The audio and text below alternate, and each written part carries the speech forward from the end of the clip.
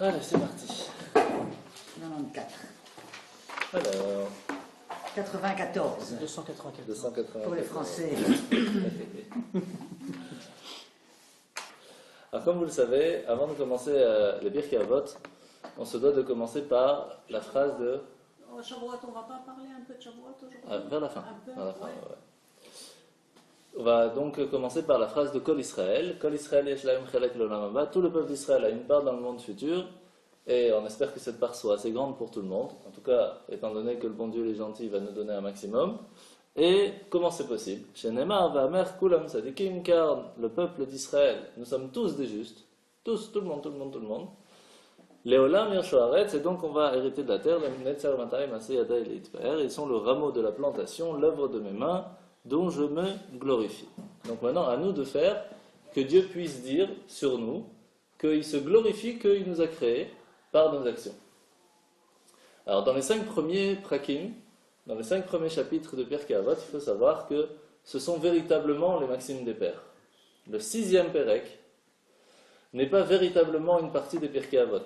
Ça a été rajouté plus tard. Et ça ne s'appelle pas des Mishnayot, mais des Braitot. Ça sonne encore. C'est pour cela qu'on va voir tout de suite, dans le tout début de la Mishnah du Perek Shishi, donc du 6e chapitre, que on va dire Shanu Chachamim Bilshan Mishnah. Que tout ce qu'on va apprendre maintenant, ce sont des Braitot, c'est-à-dire que ça a été rajouté après le 5e Perek. Et donc ça s'appelle des Braitot. Et pourtant, nos sages ont enseigné ce chapitre-là dans le langage, dans le langage de la Mishnah. Donc le 6e chapitre de Pirkei Avot, ça a été rajouté plus tard, mais quand même, la première phrase qu'on nous dit dans la première Mishnah, c'est « Nos sages ont enseigné ce chapitre dans le langage de la Mishnah ». C'est-à-dire qu'il ne faut pas stresser, ça va être le même style d'étude. Comment il commence? Baruch shebachar bahem ubev mishnatam, béni soit celui qui les a choisis, eux et leur enseignement. Pourquoi c'est spécialement précisé ici, alors que dans les autres c'est pas écrit béni soient les sages et leur enseignement? Parce qu'on aurait pu se dire, oui, dans les premiers, comme c'est vraiment les maximes de nos pères, c'est vraiment bien choisi, ça a été travaillé, etc. Alors eux, c'est sûr que leur enseignement, ils sont au top. Et bien ceux-là aussi. Parce que chaque enseignement qu'un sage vient nous dire, ça a sa force et qu'il faut écouter. Alors à quel niveau, jusqu'à quel niveau, on peut appeler qu'il faut écouter? Premièrement, il faut savoir que si des fois on voit des maximes, des lois qui sont très simples, qui sont expliquées de façon très simple, on peut se dire ouais, mais le niveau de ce rabbi il n'est pas très fort. Alors que c'est l'inverse. Réussir à prendre un niveau de la Torah tellement haut et le mettre à un niveau que chacun puisse comprendre, c'est ça la grandeur de la Torah. Et donc les maximes de nos pères, on peut se dire ouais, c'est des choses simples, il faut savoir écouter, il faut être gentil, il faut faire un sourire à tout le monde. C'est pas des grands trucs. Et bien pourtant si. Parce que comme on l'a expliqué la semaine dernière, il y a une toute petite différence entre Confucius et le rabbi qui vient de nous dire dans la Mishnah. Confucius il dit l'homme pauvre est heureux s'il se contente de ce qu'il a, alors que la Mishnah nous dit c'est qui l'homme riche, celui qui se contente de ce qu'il a. Donc c'est pas l'argent qui fait la pauvreté ou la richesse, c'est être content ou pas content. Alors que d'après Confucius, non, c'est l'argent qui fait la richesse ou la pauvreté, mais on peut être pauvre et heureux. C'est pas la même chose. On voit dans la marloquette avec le Talmud Rachnaï, hein, par rapport avec le Talmud, c'est avec Rabbi Eliezer et Rabbi Yeshua. Ouais. Est-ce que c'est kasher ou c'est pas kasher? Ouais. On va apprendre ça. On va apprendre aussi celle de Kippour avec Rabbi Yoshua et Rabban Gamiel. On va voir la force des Chachamim. Très bien, Chazak. Pour comprendre un petit peu la force de la Torah, il y avait une fois quelqu'un qui a fait un grand rabbin qui a fait un super grand discours dans une grande synagogue, il y avait 3000 personnes, et il a parlé sur les Issourim. Et il parle, et il explique, etc., vraiment pendant 2 heures. À la fin, il y a quelqu'un qui vient le voir, et il dit, écoutez, monsieur le rabbin, votre truc, il était top, mais vraiment extra top. Mais ça veut dire quoi, Issourim? Donc, en fin de compte... T'as rien compris. Oui, c'est-à-dire il a compris l'enchaînement de la pensée, il a compris d'où il va pour aller chercher quoi, c'est beau, c'est sympathique, c'est recherché, tout ce que vous voulez, mais il n'a pas compris la base, il n'a pas compris le pourquoi on est venu ici. Donc, Pourquoi est-ce qu'on est dans un cours de Torah? C'est pas seulement pour comprendre. Bonsoir. Salut. Enfin, donc on voit qu'en fin de compte, quand on vient dans un cours de Torah, on peut avoir compris l'enchaînement de la pensée, on peut avoir kiffé, même si vous voulez, la profondeur des choses, sans avoir compris la base. C'est pour cela que quand on va, par exemple, dans un cours de Gemara, c'est super intéressant, ça fait travailler le cerveau. Ouais, lui dit ça, et pourtant on a vu ça là-bas, que c'est comme ci et c'est comme ça. Et on voit qu'en fin de compte, si on prend le même cas autre part avec le même enchaînement, on va aussi kiffer. On va profiter de l'enchaînement, parce que c'est ça qui est intéressant. Sauf que c'est pas ça l'enseignement de la Torah. La force de l'enseignement de la Torah, c'est pas que la recherche, c'est la base. C'est quoi, en fin de compte, la raison pourquoi on a appris cela? On peut avoir appris, il y a deux qui trouvent un talit par terre, et il y en a un qui dit c'est à moi, l'autre dit non c'est moi qui vais trouver le premier, les deux on va les faire jurer, et on va faire moitié-moitié. Alors qu'est-ce qu'il faut faire jurer? Est-ce qu'on peut le faire jurer qu'il a trouvé le premier? Impossible, parce que sinon c'est sûr qu'il y a peut-être un minimum qu'il a menti, on ne peut pas faire jurer sur un mensonge. Donc on lui fait jurer qu'il y a au moins la moitié qui est à lui. Ça on peut le faire jurer.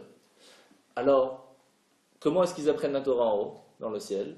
Il y a une âme qui vient et dit c'est moi qui ai fait cette mitzvah le premier. Il y a une autre âme qui vient et dit c'est moi qui ai fait la mitzvah la première. On fait jurer les deux qu'il y a au moins la moitié qui leur appartient et on donne la récompense à la moitié chacun.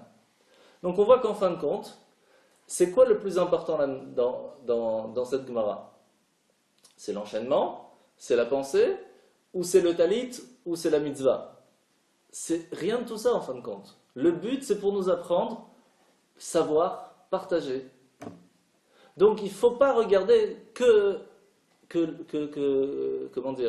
l'exemple, parce que ce n'est pas l'exemple le plus important, c'est qu'est-ce qu'on va apprendre de cela.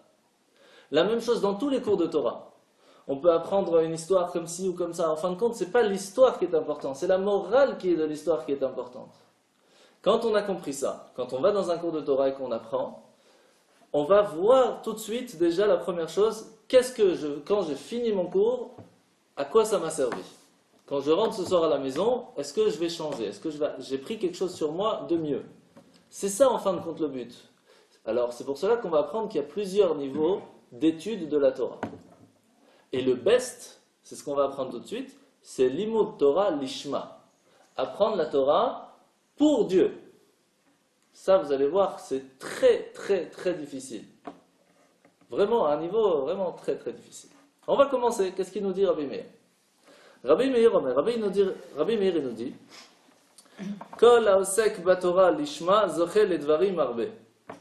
Rabbi Meir nous dit tout celui qui se consacre à l'étude de la Torah de façon désintéressée, vraiment pour Dieu, lishma, leshem Hashem, c'est-à-dire vraiment pour Hashem, zoche ledvarim arbe, il aura beaucoup de mérite. Velood, et pas seulement ça. Et la kosh, et kol haolam kulo kedai hulo. Le monde entier ne vaille que pour lui. Tout le monde entier a été créé, et ça vaut le coup parce que lui était là à ce moment-là qu'il a étudié la Torah, que pour Hachem. C'est-à-dire que depuis le début de la création du monde, on se pose encore la question, est-ce que ça valait le coup de le créer? Quelqu'un qui a appris, qui commence à apprendre et qui apprend la Torah vraiment pour Dieu, on se dit c'est bon. Tout ce qu'on a fait depuis le début de la création, ça valait le coup juste pour cet instant. Vous imaginez? Alors, comment on peut arriver à un niveau d'apprendre la Torah, l'ishma? Vous allez voir qu'on est loin. Alors, Nekra Rea, il est appelé ami, bien-aimé. Aouv, Oev et Makom, il aime Hachem. Makom, c'est Dieu, c'est l'endroit, c'est Dieu. Oev et Abriot, il aime aussi les créatures. Vous vous rappelez qu'on avait expliqué que créature, c'est toute personne sans distinction. C'est quelqu'un qui est appelé Chacham. Mais Sameach et Makom, celui qui sait réjouir Dieu, mais aussi Mesameach et Abriot, celui qui sait réjouir les créatures. Vous vous rappelez qu'on avait appris quelqu'un qui est Oev et Abriot, qui aime tout le monde, même ceux sans distinction. Là, c'est un niveau différent.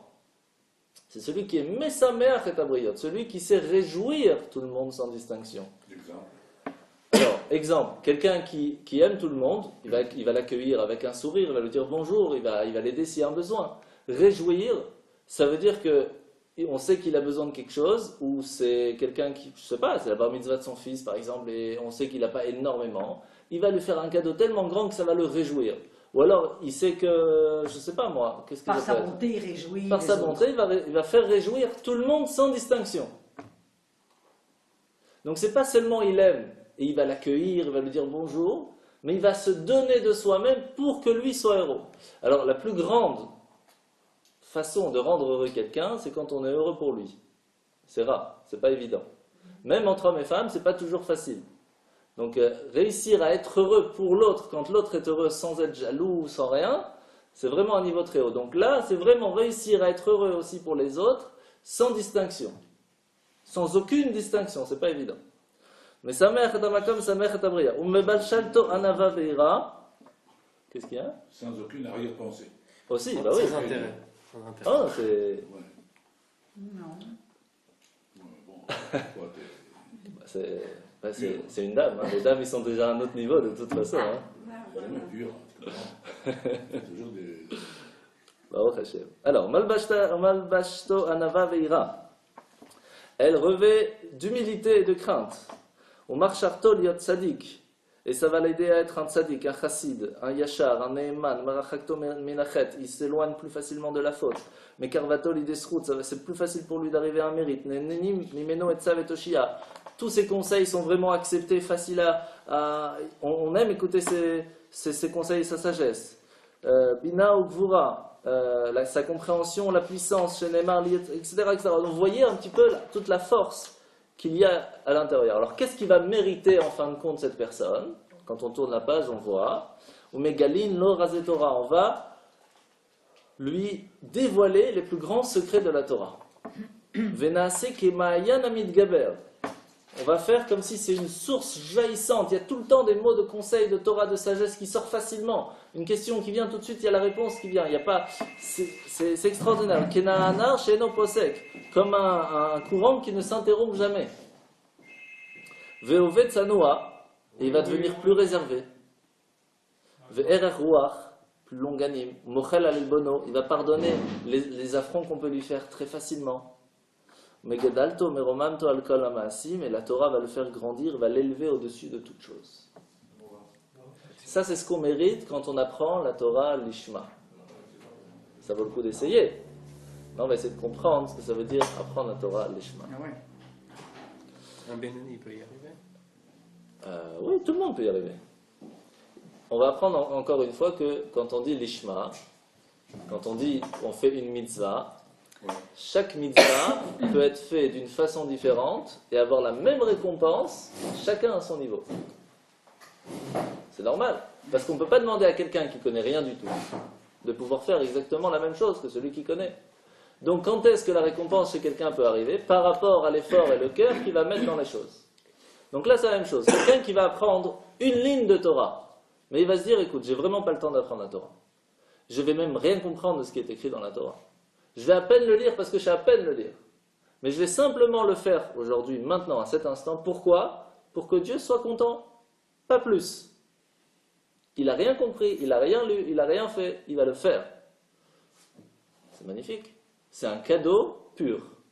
C'est ça, apprendre l'ishma. Alors vous allez voir, on va apprendre plusieurs histoires, comme une par exemple. Une fois, il y a quelqu'un qui vient voir, un grand chassid qui vient voir le Tzemach Tzedek, un grand rabbi Chabad, qui lui dit, j'ai pas de kiff à apprendre la Torah, ça m'attire pas, pourtant j'aime bien étudier les maths, ce que vous voulez, mais la Torah ça ne me dit rien. Il dit, quelle chance tu as. Moi je me bats chaque instant pour ne pas avoir à kiffer, parce que tant que j'en profite, je ne peux pas apprendre pour Dieu, je l'apprends pour le profit. Quand toi tu n'as pas de profit de ça, que tu le fais quand même, c'est plus facile pour toi d'arriver au niveau de l'apprendre pour Dieu. Quelle chance tu as. Ça l'a retourné, ça l'a fait réfléchir. Mais bon, après, le plus haut niveau, c'est d'en profiter et de réussir à ne pas le faire pour le profit. C'est comme tout.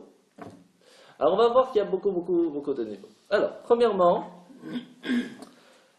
réussir à ne pas apprendre la Torah pour soi-même, c'est de ne pas l'apprendre. Oui. Ah, tu veux un livre, David? Ouais, pardon. Je sais pas. C'est à l'entrée. On est à... Attends, 30 secondes. Alors, on va faire peut-être une bracha. Hop. Tu peux me passer un verre, s'il te plaît? Un verre. Merci. S'il vous plaît. Si vous voulez prendre quelque chose à boire, on va manger, allez-y, c'est pour. Alors, je précise, c'est c'est le Yortzai de mon oncle. Rachamim ben Mordechai Utzfacha Zerbib. Faven Bracha. Rabbeinu Nishmatot. Et juste après, on va dire quelque chose qui est tout à fait contraire, mais c'est pas grave. Je te sers 4 ou 5.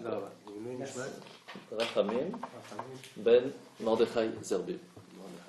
Baruch Ata Adonai Eloheinu melech haolam she'akol niyah midbaro. Amen.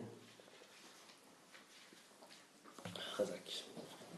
Alors, la première base d'apprendre la Torah vraiment pour Dieu, c'est que quand on l'apprend, c'est pas pour avoir du kavod, avoir du respect, de l'honneur par ça. Même quand on prépare un cours, si on l'apprend pour que les gens disent « Waouh, super, le cours était magnifique et tout », et qu'on attend ça, c'est pas l'ishma, c'est pour nous. On a appris pour nous. Donc ça, c'est le premier niveau. C'est la base d'apprendre pour Hachem. On peut aussi l'apprendre pour avoir plus de connaissances.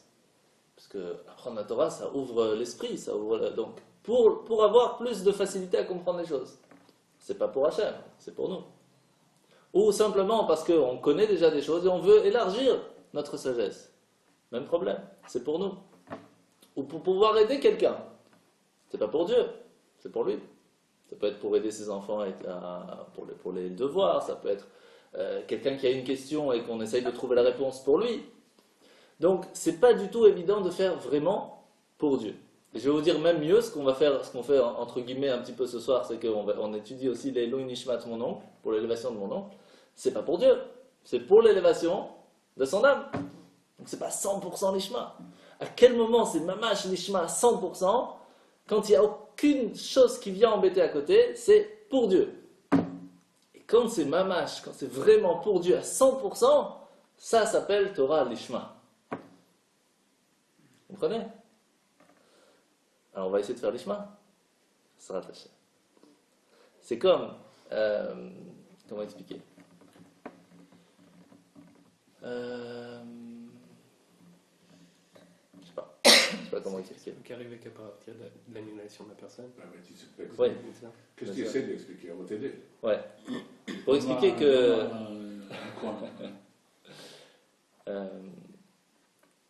Ouais. On va essayer de dire comme ça. Imaginez qu'il y a un programme qui fait fonctionner 20% d'une machine. On a réussi après à faire un programme qui fait fonctionner 50% de la machine. Et un autre qui fait 99%, 99% de la machine. Et puis il y a quelqu'un qui vient, qui trouve une autre façon de faire fonctionner la machine, qu'avec 3 mots, il a fait tout fonctionner d'un coup sans stress et ça va tout seul, il n'y a pas besoin de barrette de RAM, rien du tout. Apple, Microsoft, on ne va pas rentrer dans le détail. Qu'est-ce qui est le mieux? Facile, rapide, fluide. Mais en fin de compte, 20, 40... il y a un travail derrière aussi. Il y a un travail derrière. Il faut travailler, autrement c'est quand ça sert à quoi? Il a fait? Alors, à quel moment on peut réussir à créer un programme qui va faire que c'est fluide, facile et tout? Parce qu'il y a eu derrière le travail de recherche. Et qu'on a tellement bien compris comment la machine fonctionne, qu'on a réussi à créer quelque chose qui va encore mieux, et qui fait tout d'un coup. des choses. Il a fait. Alors, c'est un peu la même chose. D'abord, quand on commence à apprendre la Torah, hein, comme quand on fait les mitzvot, vous vous rappelez, au premier chapitre, on avait dit, dans la 3e, 4e Mishnah, on dit, il ne faut pas servir Dieu pour attendre une récompense. Et qu'est-ce qu'on a comme... Mais oui, c'est obligé. À l'arrière-pensée, on a toujours... Bien sûr, c'est normal. Mais il ne faut pas oublier une phrase. Mitor shelo lishma, balishma. Que en commençant, en le faisant aussi un petit peu pour nous, pour avoir plus de santé, pour avoir la réussite, on le fait. Ne serait-ce qu'on a fait la prière du Ishla Kadosh il n'y a pas longtemps, pour la réussite que nos enfants grandissent, etc., qu'ils soient bien éduqués, etc. Donc, on ne l'a pas fait pour faire plaisir au Ishla Kadosh, entre guillemets. On l'a fait pour nos enfants. Donc, mitor shelo lishma, en commençant en le faisant pour nous, à force, on va tellement comprendre la grandeur qu'il y a à l'intérieur de ça, hein, on va le faire pour Dieu. Mais tant qu'on ne réfléchit pas à ce qu'on ne va pas s'arrêter qu'on ne le fait que pour nous, mais qu'on sait qu'il y a un niveau plus haut, tout va bien. Tant qu'on se dit, je me contente de ce que j'ai, qu'il a, spirituellement parlant, c'est celui qui ne se contente pas de ce qu'il a, qui veut toujours chercher à avoir plus. Parce qu'on peut pas... La seule chose que la Torah te permet d'être jaloux, c'est de dire pourquoi lui connaît plus de Torah que moi, pourquoi il fait plus de mitzvot que moi. Moi aussi j'ai envie de faire des mitzvot. Ça, c'est fort. Il ne faut pas que cette jalousie amène à faire des problèmes, mais il faut que soi-même on se dise pourquoi je n'ai pas réussi à faire que. Ok? Alors, de l'autre côté,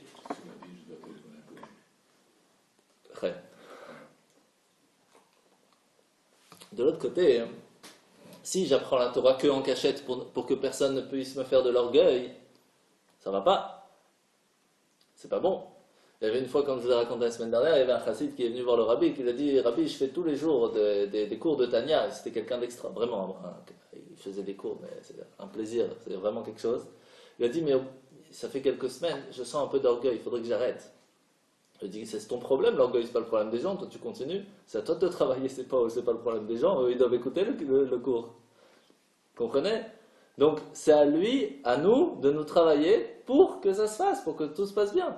Donc, apprendre que en cachette, c'est pas bon. Donc il faut réussir à trouver le juste milieu. Et mitor shelo lishma, pas lishma, doucement, doucement.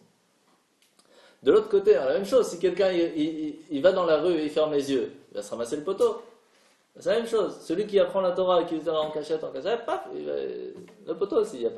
On ne peut pas ni être trop, ni être pas assez. Il faut réussir à trouver le juste milieu par rapport à chacun. Parce qu'on n'a pas le même Yetzer Hara, entre guillemets. Il y en a qui ont plus d'orgueil dans des choses, il y en a qui sont moins d'orgueil dans des choses. Donc chacun, par rapport à son niveau, doit trouver son juste milieu. Alors, quelle différence à Matan Torah et avant Matan Torah? Puisqu'on sait très bien qu'il y avait aussi la Torah avant Matan Torah. Avant qu'on ait reçu la Torah existait. À Shavuot, il y a eu une différence qui s'est faite. C'est quoi les deux grandes différences qui s'est fait? Puisqu'on sait très bien que Adam Arishon avait écrit Sefer Bria, Sefer Yetzira, Sefer Atzilut. Il n'y en a qu'un qu'on a réussi à retrouver, Sefer Yetzira, que le Maral de Prague a utilisé pour le golem. Abraham Avinu, il était dans la yeshiva de Shem Ever. Yitzhak aussi, il a appris. Yaakov aussi. Yoshev Walim, il a étudié dans la yeshiva de Shem Ever. Donc il y avait la Torah. Sarah allumait les bougies, on va apprendre. Il faisait Shabbat. Et Yaakov mettait les tefillin. Donc il y avait la Torah. En Égypte, il faisait Shabbat. Donc voilà, donc il y avait la Torah. C'est quoi la différence qu'il y a entre la Torah qui est avant Matan Torah et la Torah qui est après qu'on a reçu Matan Torah à Shavuot? C'est quoi la grande différence? Et en plus, la même question se pose quand on est à Pessah. Et on dit: Dayenu, si on serait arrivé jusqu'au Mont Sinaï sans que tu nous donnes la Torah, ça nous aurait suffi. Comment ça nous aurait suffi? Comment ça? Parce que la Torah, ils avaient. Tu aurais pu simplement nous rappeler les lois, c'est tout. Qu'est-ce qui s'est passé de différent à Matan Torah? Deux choses très fortes. Premièrement, avant, quand on faisait quelque chose, on prenait quelque chose de matériel, on en faisait quelque chose de spirituel. Pendant le moment là, il y avait du spirituel. Quand c'était fini, il n'y avait plus de spirituel. C'est-à-dire qu'il y avait un lien momentané, mais il n'était pas éternel. Par exemple, vous pouvez prendre un livre, lire Shema Israël dedans, après qu'on n'est pas en train de lire, il n'y a plus de spiritualité, on peut le jeter. On écrit une mezouza, à partir du moment où on le lit, c'est kadosh, on ne peut pas le jeter par terre, on ne lit plus, on peut le jeter par terre. Aujourd'hui, on ne peut pas faire ça. Au moment de don de la Torah, il y a eu un lien qui s'est créé entre le monde d'en bas et le monde d'en haut qui fait que la spiritualité est devenue éternelle dans le monde ici-bas. Quand on met une spiritualité dans la matérialité, elle reste. Deuxième différence énorme. Jusqu'au temps de Matan Torah, jusqu'à Shavuot, le premier Shavuot, c'était Dieu qui choisissait les lois, qui fixait les lois à 100%. À partir du don de la Torah, Dieu a donné une force aux Chachamim de pouvoir trancher les lois. Tellement que s'il y a une différence entre la volonté de Dieu et la volonté des sages, c'est les sages qui gagnent. D'où on connaît ça? Rabban Gamliel, qui était le chef de tous les rabbis, avait pour collègue très aimé Rabbi Yoshua. Et tous les deux n'étaient très rarement d'accord, ils avaient un point de vue différent, comme je vous ai expliqué comment ça marche les points de vue dans la Torah. Les deux avaient raison, mais chacun avait un point de vue différent. Il y a plein d'histoires, je ne vais pas rentrer dans le détail. Il y en a une fois où Rabban Gamliel il a dit Kippour ce sera dimanche, Kippour ce sera lundi. Et Rabbi Yoshua dit non, dans mon compte, Kippour ce sera dimanche. Je ne sais plus c'est quoi les jours, mais c'était un jour avant. Qu'est-ce qu'il a fait Rabban Gamliel? Il a fait donc le tribunal rabbinique, si vous voulez, là où il fixait les lois. Et Rabban Gamliel a dit qui est d'accord avec moi? Et énormément de monde a levé la main. Ce qui fait qu'on va vers la majorité. Rabbi Yoshua, il a dit une seconde. Si vous ne croyez pas que je vous dis que Kippour c'est dimanche, que ce soit l'arbre qui vous le dit. Et l'arbre, il a commencé à bouger. Rabban Gamliel a dit, c'est pas mon problème, l'arbre. C'est les Chachamim qui doivent choisir. C'est les sages. Que ce soit la maison qui te la dise. La maison d'études a commencé à bouger jusqu'à que Rabban Gamliel a dû mettre sa main pour arrêter qu'elle bouge. Après, il a dit, alors si vous ne croyez vraiment pas, que ce soit Dieu lui-même qui vous le dit. Il y a une bat kol qui est yotzet, une voix du ciel qui est sortie qui a dit, le Kippour est comme Rabbi Yoshua. Vous savez ce qu'il a dit Rabban Gamliel? A Torah lo bashamaim hi. La Torah n'est pas dans le ciel, elle est là, c'est nous qu'on choisit. Faut le faire. Un dur. Faut être costaud. Ben, on parle de Rabban Gamliel aussi, hein, d'accord? Bon. Ouais, c'est ce qu'il va dire. Alors, qu'est-ce qui s'est passé à ce moment-là? Rabbi Yoshua, il ne peut pas faire pire. Dieu lui-même, il n'est pas d'accord. Qu'est-ce que je pourrais faire? Rabban Gamliel, le jour du Kippour de Rabbi Yoshua, le dimanche, il envoie un messager chez Rabbi Yoshua et lui dit, tu viens me voir maintenant devant tout le monde avec ta bourse et ton bâton. Alors que lui faisait Kippour. Alors il va voir son rave, qui était Rabbi Akiva. Rabbi Akiva lui dit, dans la Torah c'est écrit que c'est pas Hachem qui choisit, quand il y a un Beddin en bas qui choisit une loi, et que on va d'après la majorité, que la majorité a choisi, même si tu es sûr de toi, tu dois faire comme la majorité. Prends ton bâton, prends ta bourse et tu vas montrer à tout le monde que même si tu as choisi Kippour et que même Dieu il est d'accord avec toi, tu vas d'après la majorité. Parce que sinon, ça va montrer aux autres que celui qui veut, il peut dire « Ouais, mais moi, c'est moi qui ai raison, c'est moi qui choisis, je pense comme j'ai envie, et voilà. » Non. Même pour Kippour, Rabbi Yoshua, que lui avait raison, même Dieu lui a donné raison, il a dû faire comme la majorité. Donc ça fait rire des gens aujourd'hui, dans d'autres façons de penser du judaïsme, qui disent « Ouais, moi je pense la Torah c'est comme ça. » Rabbi Yoshua, que Dieu lui a dit tu as raison, il n'a pas pu faire comme lui il a envie. Alors imaginez nous aujourd'hui qui on est pour pouvoir choisir ce que la Torah dit. Il y a des chachamim qui ont dit des lois, c'est comme ça, il n'y a rien à réfléchir. Qu'est-ce qui s'est passé à ce moment-là? Les anges sont venus voir Hachem, ils ont dit comment tu peux laisser faire quelque chose comme ça? Tu dis quelque chose et on ne t'écoute pas. Qu'est-ce qu'il a répondu? Bravo à mes enfants qui ont réussi mon test. C'est moi dans la Torah qui leur a donné ce pouvoir. Je voulais voir s'ils ont réussi et ils ont réussi. Au moment du don de la Torah, Hachem a donné un pouvoir aux Chachamim de pouvoir fixer les lois dans ce monde, comment la Torah doit se faire. Vous imaginez? Donc on voit que la Torah, quand elle est apprise l'ishma, quand elle est vraiment apprise pour Dieu, on peut arriver même, entre guillemets, être en désaccord avec Hachem, mais on aura raison parce qu'on a appris et on a fixé les lois de la Torah pour Dieu. On ne l'a fait pas pour nous, on l'a fait pour le kavod de Dieu, pour l'honneur d'Hachem. À ce moment-là, c'est un autre niveau. On ne parle pas de quelqu'un qui dit « moi je connais, c'est moi qui ai raison ». On ne parle pas de quelqu'un qui dit « moi ». On dit « la Torah a dit que, c'est pour cela que c'est ». Ce n'est pas la personne qui parle. C'est la personne qui ramène les mots de la Torah. Là, c'est un autre niveau. Parce qu'à ce moment-là, quand ils apprenaient la Torah, ce n'était pas pour avoir plus de connaissances. Ce n'était pas pour montrer qu'ils connaissaient plus. C'était pour la Torah Atzma. Ça, c'est quelque chose. Ça, c'est apprendre l'Ishma. Alors, c'est quoi l'Ishma? Comme Hachem il nous a tout donné, alors on va aussi nous lui donner, on va apprendre de notre temps pour apprendre à Hachem. Ça, c'est le premier niveau. Alors, il y avait un enfant de 6 ans qui était très très connu dans son école, et le directeur a voulu, dans son Talmud Torah, il a voulu le montrer à tout le monde, voilà, regardez dans le Talmud Torah, regardez, on a des élèves vraiment super et tout. Le jour où les inspecteurs ils arrivent, il y a les parents et tout, ils se sauvent, ils se cachent dans les toilettes, il n'est pas sorti jusqu'à la fin, il n'a pas voulu se montrer. Pourquoi? Parce qu'il ne voulait pas avoir de l'orgueil de son étude. Donc c'est magnifique. Alors, il faut savoir maintenant que le Rambam, quand il vient nous dire l'Ishma, c'est quoi l'Ishma? C'est amener une explication claire du tzedek de la Torah pour que tout le monde puisse la comprendre et l'accomplir.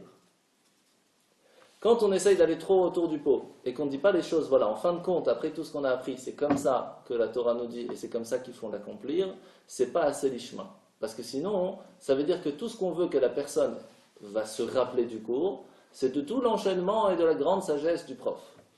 Alors que le but du cours de la Torah, c'est qu'à la fin de l'enchaînement, de l'explication de la sagesse, la personne repart avec une idée pour pouvoir avancer. Donc si à la fin, il n'y a pas un résumé entre guillemets clair en disant voilà, c'est ça qu'on a appris ici. Conclusion, c'est que toute la raison de prendre à fait le cours, c'est pour montrer sa sagesse. Donc, c'est pour ça que la conclusion même montre si on a appris l'Ishma ou pas. Comme je vous ai dit, même apprendre pour une refoua, pour une guérison de quelqu'un, c'est déjà pas 100% l'Ishma. Pour l'élévation d'une âme, c'est pas 100%. Mais c'est déjà énorme. Mais c'est pas encore le top de chez top. Ok? Au point même, que qu'est-ce qu'il nous dit ici la Mishnah? Avec tout ce qu'on a vu, celui qui apprend l'Ishma, tout ce qu'il reçoit comme mérite, qu'en fait, on n'a même pas besoin de ses goulottes. Donc quelqu'un dit, ouais, j'ai tel problème, tel problème, tel problème. Tu sais quoi? Tu veux la meilleure ségoula? Assieds-toi 5 minutes par jour et étudie. Tu as tout dedans. Toutes les ségoulottes, tout, sont dans ces 5 minutes que tu vas donner à Dieu. 5 minutes. Toutes les réponses sont dedans. C'est comme quelqu'un qui vient pour Shabbat et qui demande une guérison. Qu'est-ce qu'on fait les Shabbat pour la guérison? On fait un Michel Berach, on ne dit pas que comme pendant la semaine. Pendant la semaine, dans le Michel Berach, on dit Sheye refuat hanefesh refuat haguf, que son âme soit guérie, que son corps soit guéri dans tous les tous les membres de son corps qui soient guéris, etc. Shabbat, on ne dit pas ça. On dit Shabbat himilizog, fua krova lavo venamar amen. Que Shabbat va lui donner la guérison. Parce que quand on fait Shabbat, la force que quand quelqu'un fait Shabbat, qu'est-ce qui se passe quand quelqu'un fait Shabbat à 100%? On lui enlève toutes les fautes qu'il a fait, même à Vodazara, même les pires choses. Quand quelqu'un fait Shabbat 100%, on lui enlève tout. Donc si on lui enlève tout, il n'y a plus de raison pour qu'il soit malade. Parce que pourquoi on est malade? Pourquoi on a des problèmes? Parce qu'on a fait des bêtises, on doit se faire pardonner. Mais si tout est enlevé, il n'y a aucune raison. C'est ça qu'on bénit la personne. C'est pour ça que c'est important, hein, quand on monte à la Torah et qu'on demande refoua, pas spécialement donner un don 18, 26. C'est très important. Pourquoi? Parce que tzedaka tatzil mimavet. La tzedaka, ça sauve de la mort. C'est pour cela qu'on dit au moins la personne elle va donner quelque chose à une synagogue, à une institution juive, qui fait que cet argent qui va à la tzedaka va sauver la personne. Ça peut être pour la refoua, pour une réussite. Quand on donne un petit peu de son argent personnel pour quelqu'un qui a besoin, pour un pauvre, une institution, etc., ça aide. La tzedaka, c'est très très fort. Mais imaginez quelqu'un qui vient et qui dit je vais donner 1 heure de mon temps du Shabbat, que je touche rien de ce qui est électricité, rien du tout, je fais vraiment une prière où j'étudie la Torah pendant 1 heure pendant Shabbat. Vous imaginez la force que ça veut dire? 1 heure, c'est Shabbat, je suis avec Dieu. C'est top. Alors celui qui dit je vais vraiment faire tout Shabbat, ça j'en parle même pas, ça c'est vraiment le super top. Imaginez quelqu'un qui dit voilà, ce Shabbat, j'ai vraiment envie que la bénédiction que je demande pour mes examens, par exemple pour ceux qui nous écoutent, ceux qui veulent que leur examen facile se passe bien, eh bien, que ça réussisse facile, qui vienne Shabbat. Il n'y a pas de secret. Venez recevoir les 10 commandements. Venez écouter les 10 commandements. En plus, on fait 2 lectures. Une matin et une après-midi au cas où si on n'a pas pu venir. C'est dimanche en plus, on fait de la pub. Bon, on verra, écoutez, on est bien, hein, on est bien. Là, tant que tout va bien, tout va bien. Alors, on va apprendre plus tard, si on a le temps, c'est que comment on peut acquérir la Torah vraiment, il faut énormément de conditions. Plus que pour être un Kohen, plus que pour être un roi même. Pour vraiment acquérir la Torah à 100%, vous allez voir, je crois qu'il y a 48 conditions. C'est pas évident. Non, bien sûr, on ne demande pas à tout le monde d'arriver à ce niveau. On demande à tout le monde d'arriver à ce niveau, mais déjà, faisant 3-4, c'est déjà pas mal du tout. Alors, qui on peut dire vraiment qui est arrivé à un niveau extraordinaire dans la Torah? Alors, le the best of the best, c'est qui? C'est Moshe Rabbeinu. C'est lui qui a reçu la Torah. C'est vraiment mieux que le roi Salomon encore. Le roi Salomon, il connaissait toute la Torah, mais il y avait une chose qu'il ne comprenait pas. Lui, il a reçu. Qui? Moshe, on doit l'étudier. Et Moshe, il n'a pas étudié. 40 jours sans manger, sans boire, c'est pas étudié. Et après encore 40 jours. T'as pas vérifié. T'as pas fait, c'est dur. Et le roi Salomon, il n'a pas galéré pour pouvoir comprendre. Hachem lui a ouvert son esprit. Il a donné une sagesse extraordinaire. Mais il a bossé derrière. Hein. Il a plus que bossé. Et le roi David. Il était fermier, il s'occupait des moutons. Et il faisait Tehillim, il avait une connaissance. Mais il n'a quand même pas été clean. Hein. David, il n'y a pas eu plus grand que Mais David. il a envoyé à la guerre Il s'est fait pardonner après sa mort, ça. Au moment de l'inauguration. C'est la seule chose qui lui a été reprochée et qui lui a été pardonnée quand le roi Salomon a construit le Beth Amikdash, les portes du temple ne voulaient pas s'ouvrir, jusqu'à qu'il a dit, par le mérite de mon père, et à ce moment-là, les portes se sont ouvertes, et à ce moment-là, on a compris qu'il s'était pardonné cette faute. Donc ça a pris du temps, vous voyez? Non, il y a des gens extraordinaires. Il y en a un qui s'appelle Shmuel Hanavi. Alors d'abord, pour comprendre c'est qui Shmuel Hanavi, il faut savoir qu'il y a quelques personnes qui sont nées sans avoir besoin de faire la circoncision. Ils sont nés déjà circoncision faite. Hein? Ils sont nés avec la circoncision déjà faite. Très rare, ça arrive. Ça arrive encore aujourd'hui, il y a quelques personnes qui le savent. Les femmes doivent être contentes. On va souffrir à chaque fois de l'ambiance. C'est quelle époque? Moi, la Navi. Alors comment? Alors, premièrement, Noach. Noach était spécial, la preuve c'est qu'il a été sauvé de toute l'histoire du déluge. Il est né avec la Brit Mila déjà faite. Methuselah, Mathusalem, qui a vécu 269 ans. 969. Parce que normalement. On ne savait pas compter non plus. Si, nous on savait. Normalement, celui qui devait vivre le plus, c'était Adam. Il devait vivre 1000 ans. Mais en fin de compte, il a vécu combien? 930. Ils sont passés où les 70? C'est le roi David. Parce qu'il a vu que le bébé du roi David devait partir à la naissance. Alors il lui a donné 70 ans de sa vie. C'est toute une histoire comment il a fait pour lui donner, parce qu'on ne peut pas donner comme ça des années, mais il a une discussion avec Dieu. En fin de compte, donc, qui c'est qui a vécu le plus? En pratique, c'était Methuselah. C'est pour cela qu'on dit vive vieux comme Mathusalem, parce que c'est lui qui a vécu le plus. Yaakov. Vous voyez qu'on parle de la Brit Mila d'Abraham, on parle de la Brit Mila d'Yitzhak, on ne parle pas de la Brit Mila de Yaakov dans la Torah. Il est né déjà Maoul.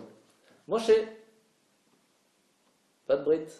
On lui a donné son nom sans Brit. Alors on lui a fait sa Brit, c'est écrit dans le Midrash, on lui a fait sa Brit, mais simplement on lui a fait couler une goutte de sang, comme quelqu'un qui a déjà sa Brit et qui veut se convertir, fait juste couler une goutte de sang. Shmuel Hanavi et David Amelech.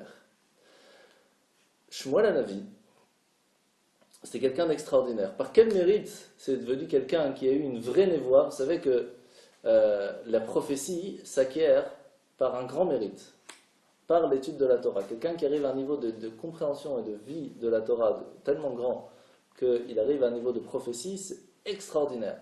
Pour cela que la façon comment le prophète va s'habiller, c'est comme ça que le grand prêtre va s'habiller à Kippour. Vous imaginez, pour vous donner le niveau de quelqu'un qui est prophète. C'est-à-dire qu'il n'est pas Cohen parce qu'il n'est pas Cohen, il y a beaucoup de prophètes qui étaient Cohen, mais quelqu'un qui arrive à un niveau de prophétie, c'est qu'il est au niveau du Cohen Gadol à Kippour. C'est un habit blanc, c'est très spécial. Par quel mérite il a reçu ça? Le mérite de sa femme, de sa mère, pardon. C'est qui la mère de Shmuel Hanavi? Hanna, elle s'appelle Hanna. Alors, ce qui est extraordinaire, c'est que le mot Hanna, quand une fille s'appelle Hanna, très souvent il y en a qui l'appellent Hani, Hanale, etc. Il faut faire attention spécialement ceux qui s'appellent Hanna de les appeler Hanna. Pourquoi? Parce que Hanna, c'est 3 lettres. Chet, Nun, He. C'est Chala, Nida, Adlakat Nerot. Les 3 forces de la femme qui fait l'ouverture de les portes du ciel pour toute la famille. Quand une femme fait une de ces 3 choses, ça amène la bénédiction dans la famille. Et à ce moment-là, quand on allume la bougie, on a les mains sur les yeux, on peut demander tout ce qu'on veut, les portes du ciel sont ouvertes. C'est une force inouïe. Et comme Hannah avait une force, elle avait cette force, c'était vous savez que c'est une des prophétesses, il n'y a pas beaucoup de prophétesses, il y a 5, 7, quelque chose comme ça, 7 néviotes. Prophétesse, eh bien, quand elle a pleuré, qu'elle a dit Hachem, donne-moi un enfant, etc., et qu'après elle a reçu la bénédiction de Elia Cohen, à ce moment-là, elle a fait une ouverture des portes du ciel extraordinaire. Alors, qui est Hannah? Qui est Shmuel Hanavi? Vous avez vu le niveau un petit peu de force? Les deux sont enterrés ensemble. Les deux sont enterrés au même endroit. Et les pierres qui font leur tombe sont les mêmes depuis le jour de leur enterrement. C'est-à-dire que dans d'autres sépultures, vous retrouverez des nouvelles pierres, de nouvelles constructions. Là aussi, autour de sa tombe, il y a une nouvelle construction. Mais les pierres, quand vous allez vraiment sur place, là où il y a le tombeau, c'est les mêmes que depuis la première fois. C'est où? À Choma. À Choma? Ouais, Razak. Je n'ai pas encore eu l'occasion d'aller, mais en tout cas, c'est comme ça. Alors, il y a 4 femmes que quand il y a eu la faute de Adam et Ève, il y a 4 femmes qui ont dit, nous, on va aller sur terre pour enlever, réparer la faute de Ève, de Chava. La première, c'est Sarah. Et Sarah, elle a fait les 3 choses qui réussissent à enlever la faute de Chava. C'est quoi les 3 choses? Chala. De là, on voit que quand elle faisait les chalotes, tellement elle mettait du cœur à le faire que les chalotes restaient depuis vendredi soir jusqu'à l'autre vendredi soir et on pouvait encore les manger, il n'y avait pas de frigo et ça gardait quand même. Les bougies de Shabbat, ils restaient allumés depuis vendredi soir jusqu'à l'autre vendredi soir et ça s'éteignait pour pouvoir allumer des autres pour un autre Shabbat. Et elle faisait aussi le mikvé. Elle faisait les 3. C'était Sarah. C'était elle la première qui a amené ces 3 forces. Et quand elle est partie de ce monde, les lumières de la bougie de Shabbat se sont éteintes. Et c'est quand Rivka est revenue que c'est revenu cette lumière.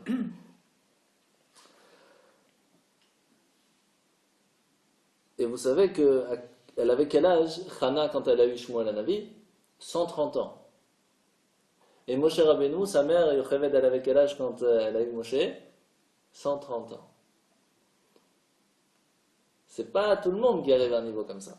Donc on voit que les autres femmes, donc Chana, Shunamit et la mère de Yona, Astéraphit, c'est eux qui ont, les 3 autres femmes, chacun elle avait quelque chose. Chana, elle avait le mikvé, Nida.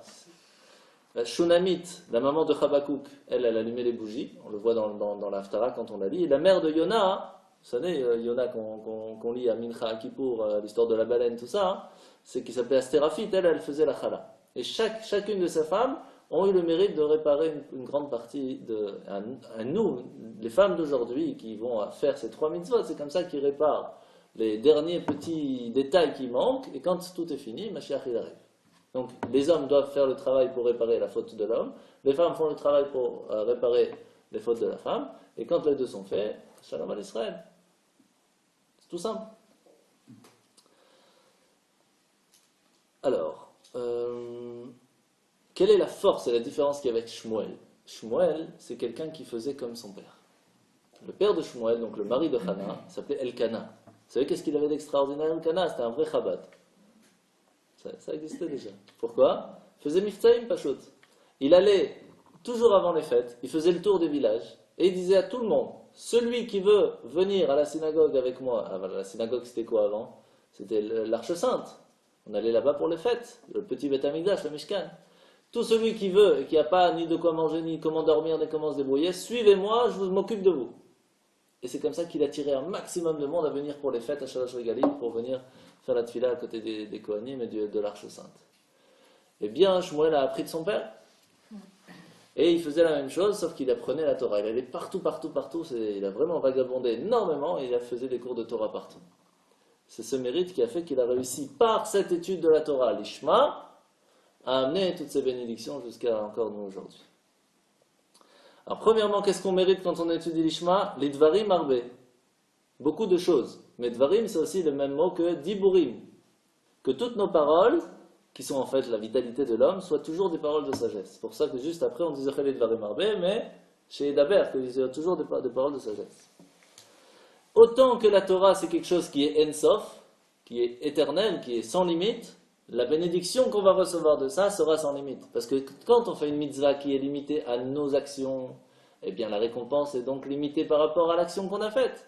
Mais comme l'étude de la Torah est sans limite, eh bien la récompense aussi. Pour cela que quand on dit Elou Dvarim, vous savez la prière qu'on fait le matin, Elou Dvarim Shadam Ochel, il y a des choses qu'on va avoir des récompenses que en haut, des choses, des mitzvot qu'on va récompenser que en bas, il y en a qu'on a les deux. Les plus grandes, c'est respecter ses parents, aider à quelqu'un à être enterré, aider quelqu'un qui va se marier, faire la paix entre quelqu'un et son ami, faire la paix entre un homme et sa femme. Et qu'est-ce qui est plus grand que ça encore? Talmud Torah Keneget Kulam. L'étude de la Torah, ça va même au-delà de tout, parce que c'est Ensof. Il n'y a pas de limite.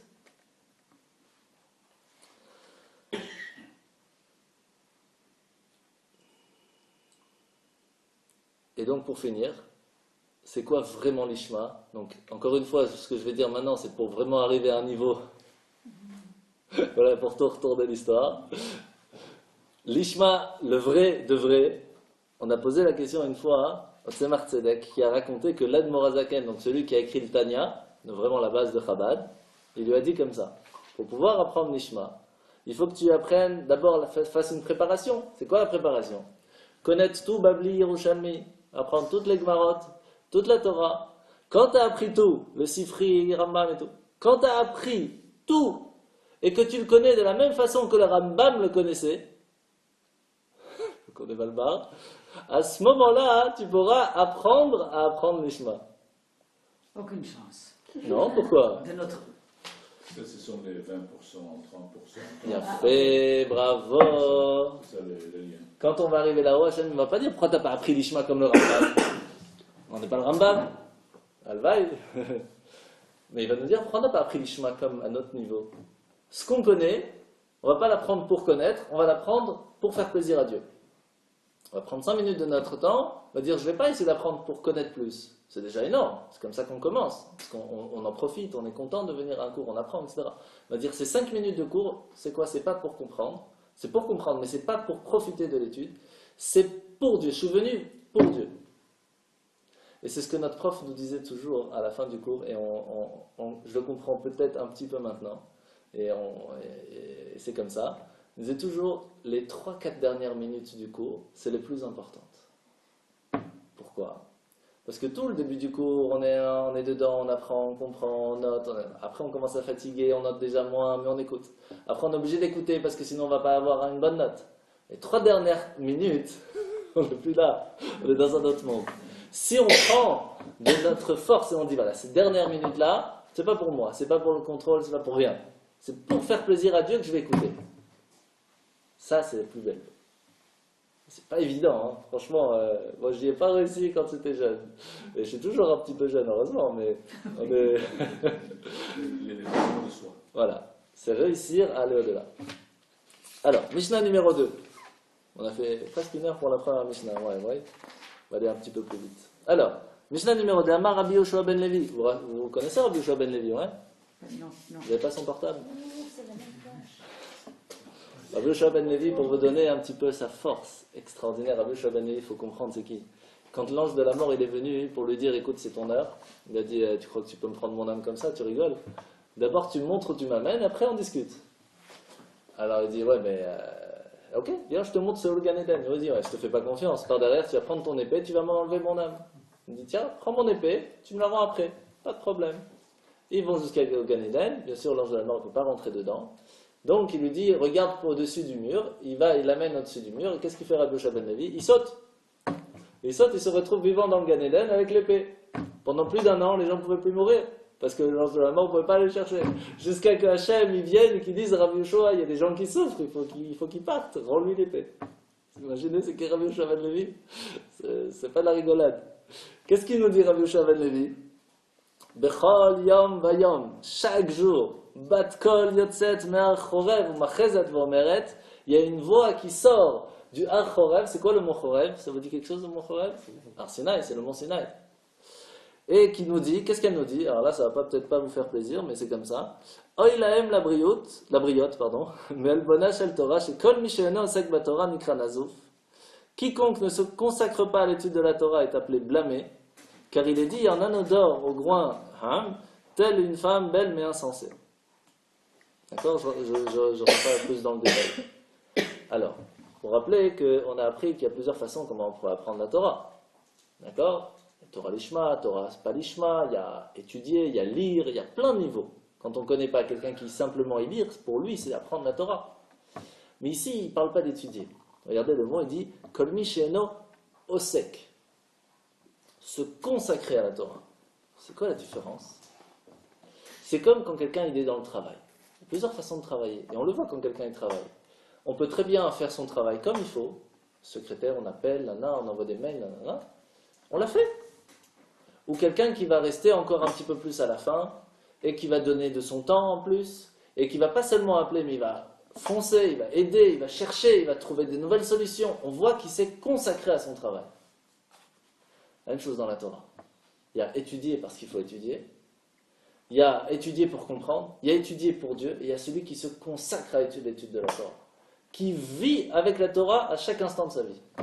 Quand il va dormir, Qu'est-ce que la Torah me dit? Quand il se lève le matin, qu'est-ce que la Torah me dit? Quand on va dormir, juste avant de dormir, en général, souvent, c'est ce qui se passe, c'est quoi nos dernières pensées? C'est quoi notre dernière pensée avant de dormir? Est-ce que c'est comment ça se passe au boulot? Comment je peux aider ma femme? C'est quoi le prochain cadeau que je vais offrir? Qu'est-ce que je vais faire demain? C'est quoi notre dernière pensée? Si notre dernière pensée, c'est j'ai appris ça dans le cours, comment je peux mettre ça en pratique? Ça s'appelle Osek Batorah. Je vis avec la Torah. À quel moment Mordechai et Esther, dans l'histoire de Purim, Mordechai il a dit Aman, fais ce que tu veux, t'as perdu. À quel moment il lui a dit ça? Au moment où les enfants ils sont sortis de l'école. Et qu'il leur a dit qu'est-ce que vous avez étudié à l'école? Et ils ont dit Al tira mepachat pitom ki mishoat reshaim kitavo.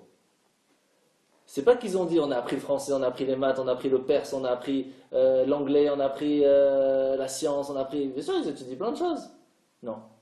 La chose qui les a marqués, qui pour eux c'est ça, ce qu'ils ont appris à l'école, c'est un mot de Torah.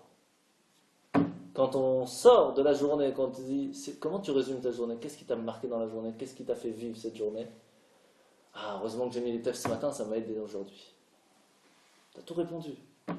C'est répondu. J'ai pris 5 minutes aujourd'hui, j'ai pu faire Taïlim, quel kiff, ces 5 minutes, ça m'a donné le kiff de ma journée. On s'en fout de ce qu'il y a à côté. Si, en fin de compte, à la fin de la journée, quand on se pose la question, c'était quoi ma journée, qu'est-ce qui a fait ma journée, et qu'on répond cette réponse, Osek Batorah. C'est ça, vivre avec la Torah. Tant qu'on n'est pas encore Osek Batorah, tant qu'on ne vit pas à chaque instant de sa vie avec la Torah, véritablement, on est encore à blâmer. On n'est pas encore réussi à faire ce qu'il faut. Alors pourquoi est-ce qu'on appelle le mont Sinaï Achorev? Alors c'est sûr, parce que dans le Tanakh, on l'appelle comme ça. Il a changé de nom 4 fois. Voilà, on l'appelle aussi Argavnunim, le mont des fromages. Pourquoi? C'est pour ça qu'à Shavuot, on mange du fromage. Pourquoi on mange du fromage à Shavuot? Gavnoni. Gavnunim. Qu'est-ce que ça veut dire, Kafnan? Plusieurs nuances, Gavnoni. Qui? C'est plusieurs nuances, non? Ouais, bien sûr. Mais ça vient du mot Gvina. Ah. Mais pourquoi on mange du fromage à Shavuot? Parce que imaginez qu'ils sont arrivés devant le mont Sinaï et Hachem il leur dit écoutez, jusqu'à maintenant vous êtes éclatés, vous avez mélangé le lait, la viande, tout ce que vous voulez, et à partir d'aujourd'hui c'est fini. Il faut, si vous voulez manger de la viande, il faut trouver un couteau qui soit caché, qui faire attention de ne pas le faire souffrir, nanana. Il dit ouais, nous on a préparé le choulan d'à côté, comment on fait? On ne peut pas manger maintenant. Qu'est-ce qu'on va manger? On n'a pas de viande maintenant. Ils ont mangé du fromage. C'est pour ça qu'on mange du fromage. Parce qu'à ce moment-là, c'est là qu'on a appris la force, la nouveauté de la Torah, de ne pas mélanger le lait et la viande, et de ne pas faire souffrir l'animal, etc. Avec toutes les lois. Pour cela qu'à Shavuot, quand on va manger dimanche le fromage, faire très attention pour ceux qui ont la coutume de manger de la viande aussi, parce que c'est Yom Tov, donc c'est important d'en manger, de bien attendre 6 heures après si vous voulez remanger du fromage. Et si après le fromage vous voulez manger de la viande, il faut attendre au moins, après ça dépend des coutumes, mais il faut bien se laver la bouche, ou une demi-heure, ou 1 heure, ça dépend des coutumes. Mais faire attention à le lait et la viande le jour de Shavuot, c'est le moment. C'est le moment où il faut faire attention au lait et la viande, c'est à Shavuot. Ok? Alors pourquoi on l'appelle Achorev ici? Ici on parle de l'étude vivre avec la Torah. Vivre avec la Torah, c'est sur le mont Chorev. On a reçu la Torah sur le mont Sinaï, tout le monde connaît le mont Sinaï. Pourquoi il ne nous a pas rappelé ici qu'on parle du don de la Torah? Il nous dit non, là, le mont Chorev. C'est quoi Chorev? Harava, catastrophe, tout cassé. Cette force qu'on peut faire quand on étudie la Torah, elle peut casser toutes les barrières. Et cette force qui peut nous casser quand on n'étudie pas, qu'on ne vit pas avec la Torah, elle est aussi très forte. Pour cela qu'il nous dit tout de suite, Ikradazov, celui qui ne fait pas avec la Torah, aïe aïe aïe. Mais celui qui essaye un maximum de vivre à chaque instant de sa vie avec la Torah, imaginez la force qu'il a dans les mains. Lui qui va se cacher, mais tranquille. C'est une force quand on étudie la Torah, qu'on vit avec la Torah à chaque instant de sa journée, on casse toutes les barrières. Pourquoi quand quelqu'un il est très malade et que les médecins ils n'arrivent plus, on va voir un rabbi? Il n'est pas médecin, il n'est pas professeur, il n'a pas fait d'études, et pourtant on va voir un rabbi. Parce que, intérieurement, on sait que quand un rabbi il étudie la Torah, il a une force en lui qui est 10 000 fois plus grande qu'un médecin. Parce qu'il est fort, comme le mont Sinaï, comme le mont Horeb. Il peut casser toutes les barrières. Il n'y a aucune barrière. C'est instinctif. On va voir un rabbi, on demande une bénédiction. Et même des fois, on va envoyer un mail au tombeau du rabbi. Il n'est pas là, il n'est pas médecin. Et ça fonctionne. Pourquoi? Parce que c'est la force de la Torah qu'il a réussi à apprendre, à mettre en pratique dans ce monde, qu'il a vécu avec, a une force tellement grande qui n'est même pas imaginable. Parce que quand on apprend la Torah, l'Ishma, quand on est au sec la Torah, on vit avec la Torah à chaque instant, on a une force extraordinaire. Et chacun à son niveau. C'est pour cela que quand quelqu'un vous fait une bénédiction, quel qu'il soit sans aucune distinction, a une force en lui parce qu'il a une âme juive. Cette âme juive, et pendant une fois dans sa vie, il a peut-être fait un plaisir à Dieu. Ce plaisir à Dieu fait que sa bénédiction peut créer votre solution. Et donc, si vous ne trouvez pas spécialement un rabbi, vous n'avez pas la possibilité d'appeler un rab ou autre, chaque bénédiction, que ce soit d'un mari à sa femme à son mari, même un enfant, c'est encore plus fort, encore un enfant qui bénit, c'est extraordinaire. Chaque juif peut faire et doit faire des bénédictions à tout le monde.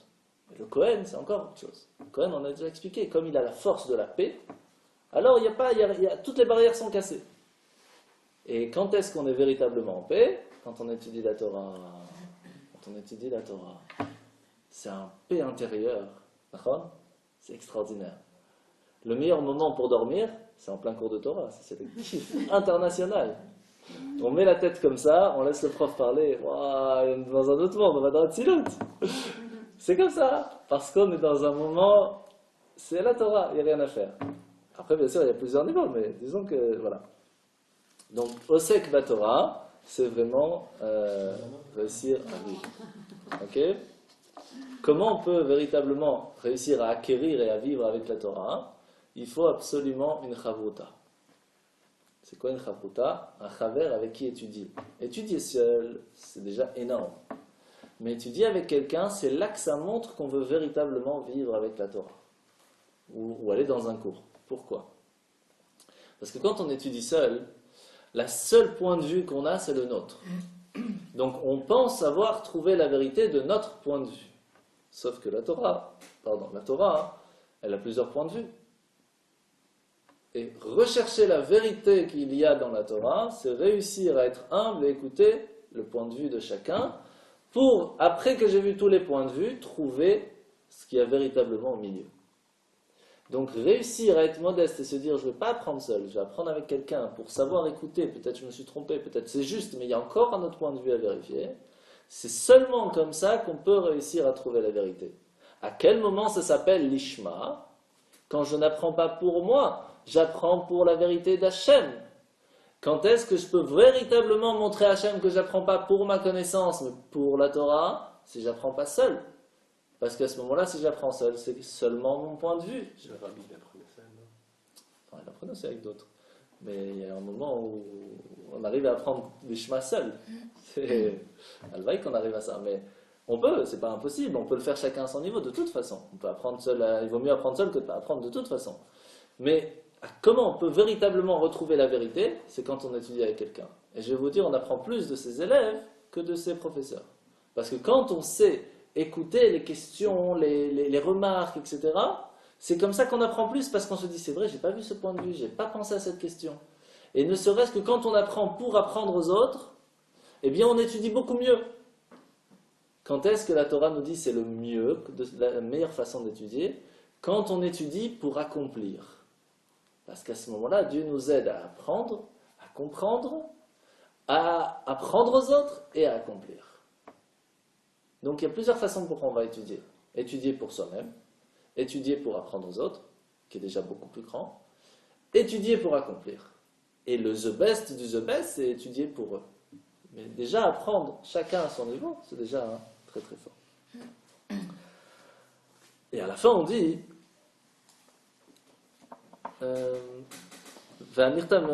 Charut ala luchot, que donc les 10 commandements, parce qu'on a c'est Shavuot. Valuchot ma'aseh Elokim ema, va'michtav michtav Elokim hu, charut ala luchot. C'était gravé, on a expliqué la semaine dernière, c'était gravé d'une certaine façon avec le miracle, etc.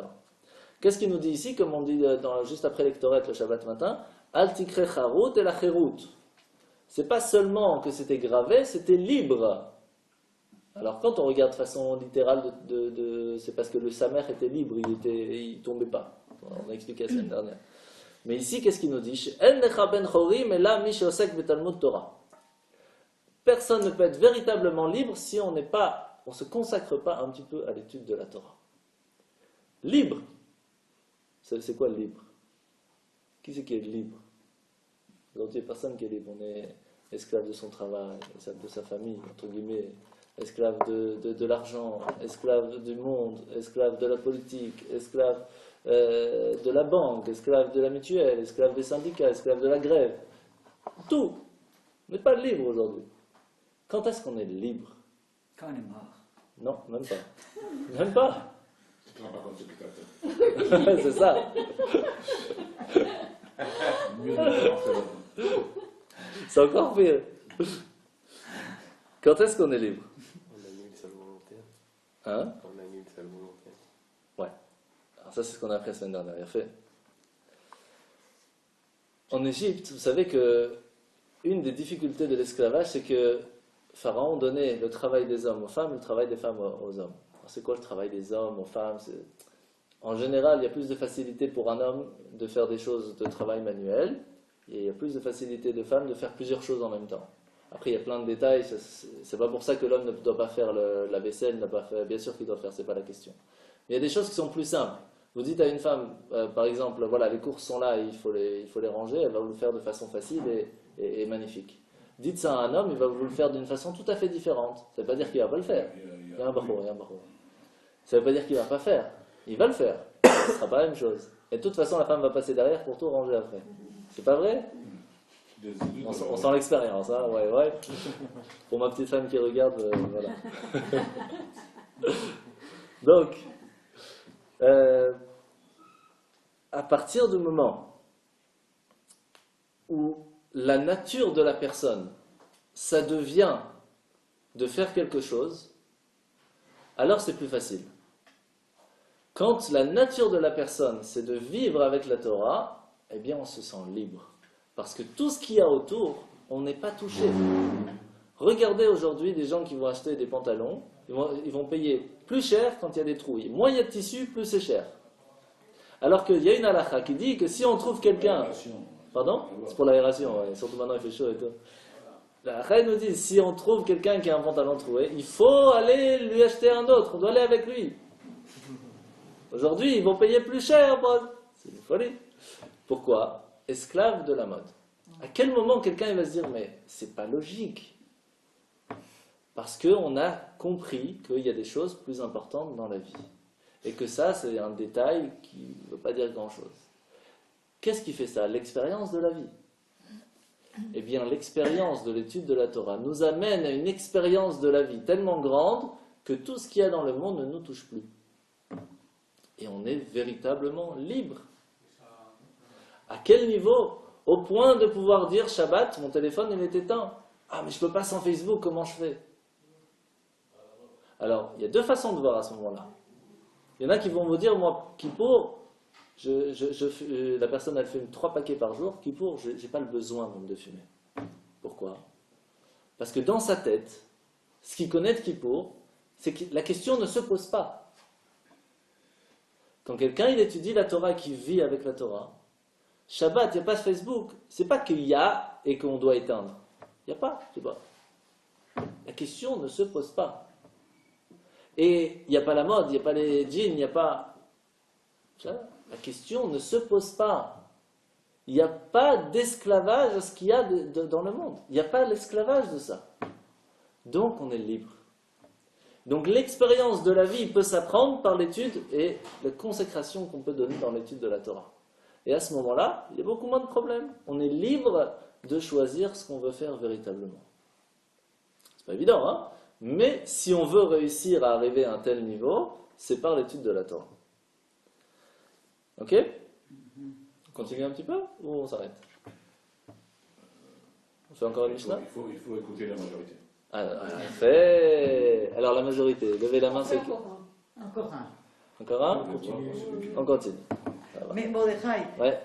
tout ça c'est bien pour ceux qui croient, mais il y a des millions de juifs qui ne croient pas en Dieu. Ah, ça, non, c'est pas possible. Parce Ouais, que, ça, ils cachent leur jeu. mais oui. מאמינים למאמין.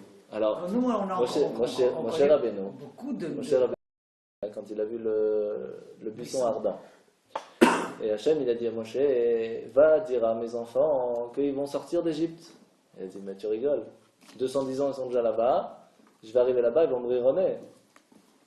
Il était très fâché, Dieu. Il lui a dit, à mes enfants, ils sont ma'aminim, bene ma'aminim. Ce sont des croyants, fils de croyants.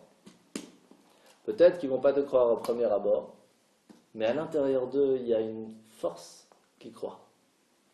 Et notre travail à nous, c'est pas de leur faire croire. Parce qu'ils croient. Ils ne croient pas. Ils croient. Ah, ils croient. Notre travail, c'est pas de leur faire croire, parce qu'ils croient. Mais ils ont tellement mis de la boue, tellement de bêtises autour, qu'il est tout petit, il est écrasé. Tu réveilles un petit peu, là, et tout part. Et quand est-ce qu'on voit ça? Regardez quand il y a des soucis, malheureusement, en Israël. Voilà. Alors, j'ai fait spécialement... Où est-ce qu'il est? Voilà. Que leur âme repose en paix. Amen. Que ce soit l'Eloi Nishmatam pour l'élévation de leur âme, pour ces 4 personnes qui ont été tuées hier. Et que, Bezrat Hashem, que leur âme soit en paix au Gan Eden. Amen. Amen. Pourquoi?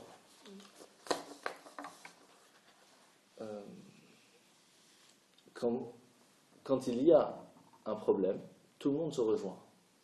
Il n'y a plus de différence. Qu'on connaît, qu'on ne fait pas, il n'y a plus de différence.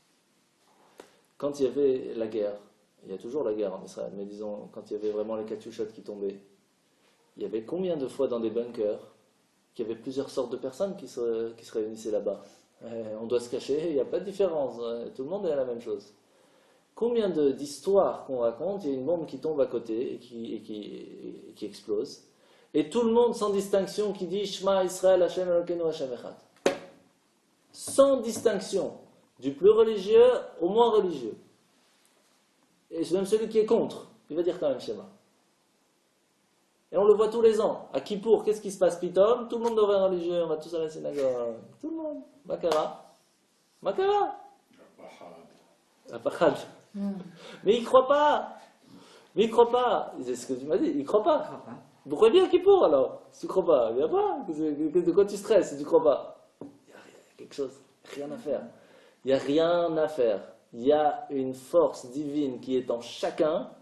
Et quoi que tu fasses, tu peux rien faire contre. Rien. Elle est en nous. Et faire croire à quelqu'un quelque chose qu'il ne peut pas croire, il n'y a rien à faire. Non. Rien à faire. Mais c'est en lui. On ne doit pas essayer de lui faire croire, lui apprendre quelque chose de nouveau. C'est en lui. C'est pour cela que le rabbi il a toujours marqué un point très important. Pour pouvoir... Tu peux expliquer 10 000 choses à quelqu'un, tu peux lui montrer même des images à quelqu'un. Une image vaut mieux que 1000 mots. Mais il y a une chose qui va faire que la personne, ça va réveiller cette force qui est à l'intérieur de chacun. C'est quoi? C'est la mitzvah. Tu prends de l'essence, tu mets sur du feu, même s'il est tout petit.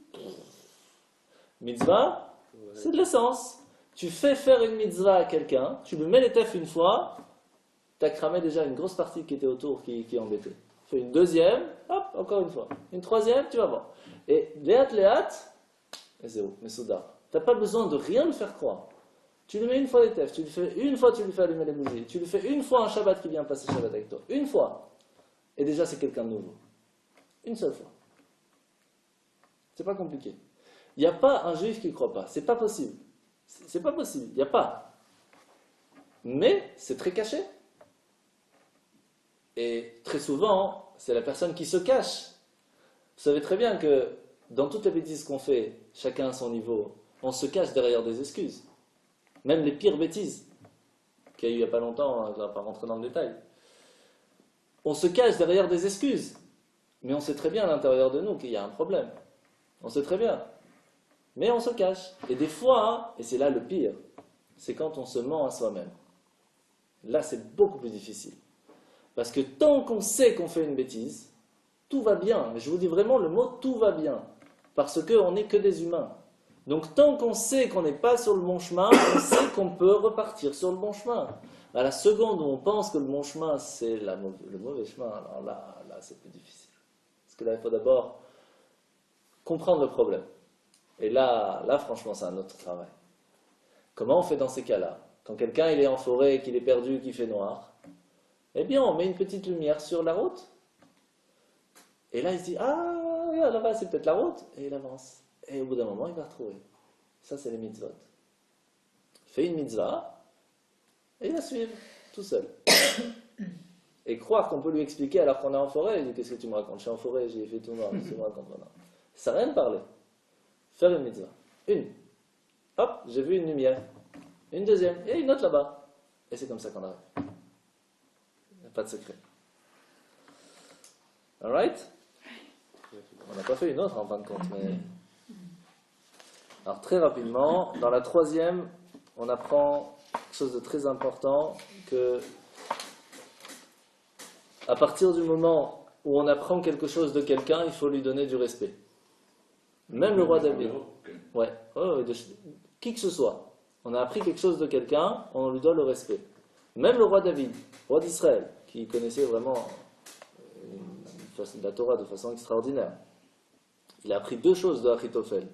Première chose, de ne pas apprendre la Torah seul, mais en chavruta, comme on a appris juste avant. Et la deuxième, de ne pas rentrer dans la maison d'études ABC, triste, pas bien, etc. Eh bien, il l'appelait comment? Alufo Meyudayo. Rabo Alufo Meyudayo, mon maître, ma grandeur. Qu'est-ce qu'on apprend de là? Si, déjà le roi David, c'est un Kavachomer. Si, déjà le roi David. Alors nous, alors c'est pour ça qu'on dit, si quelqu'un il a appris ne serait-ce qu'un chapitre, ça veut dire la généralité d'une mitzvah de quelqu'un, ou alors une seule loi, ça veut dire même les détails de la loi, ou alors quelqu'un qui connaît déjà beaucoup, mais il lui a ramené, tu sais ce que tu connais, ça vient de c'est écrit ici dans la Torah. Même ça. Ou alors quelqu'un qui connaît même d'où ça vient la Torah, mais qu'on lui dit, tu connais pas ce détail. Et on apprend un détail. Ou alors il connaît tous les détails, mais on lui a appris un petit secret de la Torah, que cette lettre ça veut dire ça, même une petite lettre, eh bien lui aussi il faut quand même lui donner du kavod. Donc en fait quand on lit ici c'est à l'envers. Parce que quand on lit, on dit si quelqu'un t'a appris un seul chapitre, ou une seule loi, ou un seul verset, ou une seule parole, ou même une seule lettre, il faut lui donner du kavod. Dis une seule lettre, ça suffit. Mais là on ne parle pas de ça, on parle à l'envers. Si quelqu'un qui ne connaît pas beaucoup, qu'il a appris une généralité d'une mitzvah, il faut quand même... Mais si tu connais même plus que ça, que tu connais même les détails, qu'on t'apprend quand même un détail de plus, et même si tu connais tous les détails, tu ne sais pas de quel verset on t'apprend un verset, et même si tu connaissais tout, même les secrets les plus grands, mais qu'il y a une lettre que tu ne connaissais pas l'explication qu'on t'a appris, cette lettre. Donc quand on dit une lettre, c'est pas qu'on t'a appris à lire le Aleph-Bet. C'est même si tu connaissais déjà tout, mais il y a une petite chose que tu ne connaissais pas qu'on t'a appris, quand même tu dois le respect. Ça c'est important. Et là, dans la Mishnah 4, c'est écrit, telle est la voie qui mène à la Torah. Du pain et du sel tu te nourriras, de l'eau avec mesure tu boiras, sur le sol tu dormiras, une existence de peine tu vivras, ça donne envie d'apprendre. Hein. Et dans l'étude de la Torah tu te dépenseras. Si tu agis ainsi, tu es heureux, tu as acquis le bonheur. Tu es heureux dans ce monde-ci, tu as acquis le bonheur dans le monde futur. Ça donne envie ou pas? Oui. C'est grave, hein. En fait, il y a une grande question. D'un côté, c'est bien, entre guillemets, de pouvoir apprendre la Torah dans la difficulté, parce que c'est souvent dans la difficulté qu'on se met à fond et qu'on réussit. De l'autre côté, grâce à la richesse, grâce à l'abondance, c'est beaucoup plus facile de faire la Torah. Donc on a besoin des deux. En fait, ici, la traduction, quand on essaie de comprendre ce que ça veut dire, si on arrive à s'élever au-delà des plaisirs physiques, et que la seule raison pourquoi on mange, c'est parce qu'il faut manger, donc je mange du pain et du sel. Si j'ai du thon, Baruch Hashem, si j'ai pas de thon, j'ai pas de thon. Si que le thon mayonnaise ça suffit, ça veut dire que ça montre que la seule raison pourquoi je vais manger, c'est parce qu'il faut manger. Mais en même temps que je veux manger, j'ai quand même un corps, j'ai besoin d'un petit quelque chose. Alors, voilà, ça c'est mon petit kiff pour dire que j'ai eu besoin de manger, j'ai mangé. Si la seule raison pourquoi je bois, c'est parce que j'ai soif, alors je ne vais pas spécialement prendre du coca, tout ça, mais c'est chacun à son niveau, hein, c'est des niveaux différents. Et que quand je vais dormir, c'est parce qu'il faut que je me repose. Mais comme j'ai besoin pour mon dos, alors je vais prendre un bon matelas. Mais je ne vais pas prendre le meilleur matelas pour kiffer dormir. J'ai besoin de dormir pour avoir des forces, donc je vais prendre un bon matelas pour pouvoir mieux dormir. C'est encore une façon différente de voir. Et une existence de peine. C'est-à-dire quoi de peine? C'est que quand on se rend compte qu'on est loin de la vérité, et qu'on a de la peine de ça, et que toute notre vie, on recherche, parce qu'on a de la peine de ne pas réussir à trouver la vérité, à être au mieux qu'il faut, c'est là qu'on réussit dans l'étude et dans la réussite et qu'on a le bonheur. Quand on se dit c'est bon, j'ai réussi, là c'est problématique. Tant qu'on est en peine, parce qu'on n'a pas réussi à trouver le maximum, alors on peut réussir. C'est pour cela que c'est écrit Techaye. Tu dois vivre avec la peine. Il faut vivre avec cette peine qu'on se dit il manque quelque chose. Il faut faire vivre cette peine en fait. Et en fin de compte, on finit. Ne recherche pas la grandeur dans la 5, ne recherche pas la grandeur pour toi-même, ne convoite pas les honneurs. Agis plus que tu n'as étudié et n'aspire pas à la table des rois, parce que ta table surpasse la leur et ta couronne surpasse la leur. Et fiable est ton employeur qui te payera le salaire de ton travail. Donc là, c'est le résumé. Je vous ai dit, en fin de compte de tout ce qu'on a appris, il faut faire une conclusion. Le résumé se trouve dans cette Mishnah. Premièrement, il faut apprendre l'Ishma. C'est pour cela qu'il dit, il ne faut pas apprendre pour le kavod. Donc quand on étudie, il ne faut pas apprendre pour dire « ouais, t'as vu, je connais plein ». Deuxième chose, il faut être au sec, pas que apprendre. Il faut vivre avec, mais le vivre. Troisième chose, ne pas rechercher les plaisirs physiques comme le roi. Le roi, il a des belles tables, le beau château, les beaux trucs. Non. Pourquoi? Parce que ta table est plus belle que la sienne. La table que tu vas faire même avec du pain et du sel, comme ton plaisir, tu ne vas pas rechercher un plaisir physique. Quand tu auras un petit truc de plus, tu vas profiter. Alors que le roi, tu peux lui donner encore et encore et encore et plein de... On lui donne encore des diamants, il ne ressent même plus parce qu'il a tellement qu'il ne ressent même plus le kiff. Alors qu'avec un petit peu, c'est Ezeu Ashira sa mère Bechalko, c'est ce qu'on avait appris. Et numéro 4, ne dis pas je mérite plus de mon travail, ou par mon don de soi, ou par mon étude, parce que c'est Hachem qui va s'occuper de ça. Et donc il ne faut pas aller chercher la récompense que par rapport à ce qu'on a fait. Parce que ne t'inquiète pas, Hachem il va gérer.